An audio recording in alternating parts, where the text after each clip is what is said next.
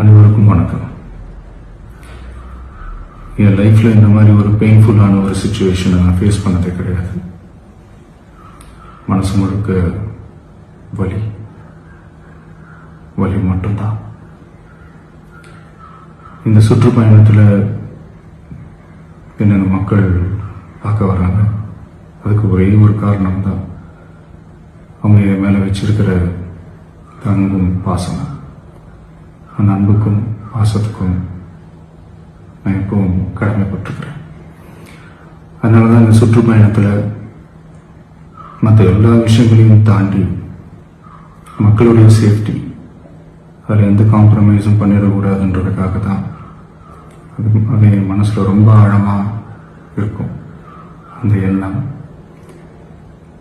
அதனால தான் இந்த அரசியல் காரணங்கள் எல்லாத்தையும் தவிர்த்துட்டு ஒதுக்கி வச்சுட்டு மக்களுடைய சேஃப்டி மட்டும் மைண்டில் வச்சுக்கிட்டு அதுக்கான இடங்களை சூஸ் பண்ணுறது, அதுக்கான இடங்களை பார்த்து பெர்மிஷன் கேட்கறது, போலீஸ் டிபார்ட்மெண்ட்டில் அதை ரிக்வெஸ்ட் பண்ணி கேட்போம். ஆனால் நடக்கக்கூடாதது நடந்துருச்சு. நான் மனுஷன் தானே. அந்த நேரத்தில் அத்தனை பேர் பாதிக்கப்பட்டு இருக்கும்போது எப்படி அந்த ஊரை விட்டுட்டு என்னால் கிளம்பி வர முடியும்? நான் திரும்ப போகணும்னு இருந்துச்சுன்னா அது ஒரு காரணம் காட்டி அங்கே வேறு சில பதட்டமான சுச்சுவேஷன்ஸ், வேறு சில அசம்பாவிதங்கள் அந்த மாதிரி எதுவும் நடந்துடக்கூடாதுன்றதுக்காக தான் நான் அவாய்ட் பண்ணேன். இந்த நேரத்தில் சொந்தங்களை இழந்து தவிக்கிற இத்தனை குடும்பங்களுக்கும் என்னுடைய ஆழ்ந்த இரங்கலை தெரிவிச்சுக்கிறேன். எனக்கு தெரியும், என்ன சொன்னாலும் இது ஈடையாகாதுன்னு எனக்கு தெரியும்.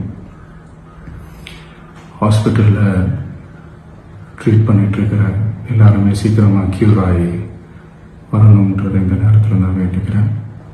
கூடிய சீக்கிரமே உங்கள் எல்லாரையும் நான் சந்திக்கிறேன்.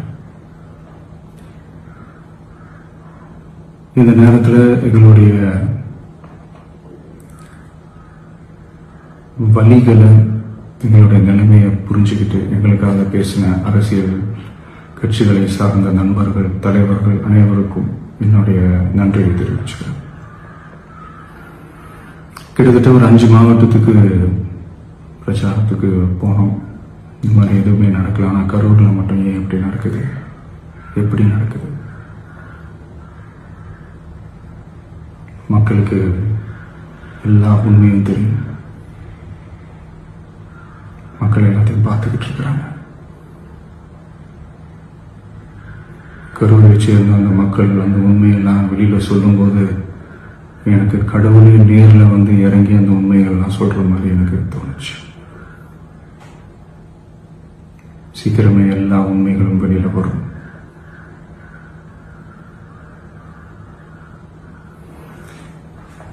எங்களுக்கு தரப்பட்ட இடத்துல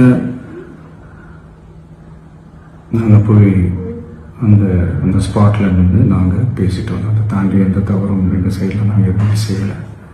பட் இருந்தாலும் எங்கள் கட்சியை சேர்ந்த நிர்வாகிகள், தோழர்கள் மேலே எஃப்ஐஆர், அது மட்டும் இல்லை சோஷியல் மீடியாவை சேர்ந்த நண்பர்கள், தோழர்கள் அவங்க மேலே எஃப்ஐஆர்லாம் போட்டு இப்போ பிடிச்சிக்கிட்டு இருக்கிறாங்க.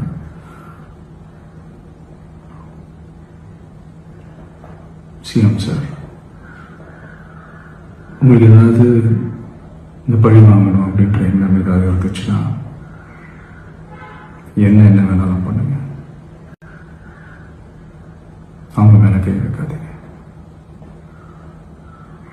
நான் ஒன்று வீட்டில் இருப்பேன், இல்லை நான் ஆஃபீஸில் இருப்பேன். என்ன வேணாலும் செய்யுங்க. நண்பர்களே, தோழர்களே, நம்மளோட அரசியல் பயணம் இன்னும் ஸ்ட்ராங்காக, இன்னும் தைரியத்தோட கண்டினியூ ஆகும்.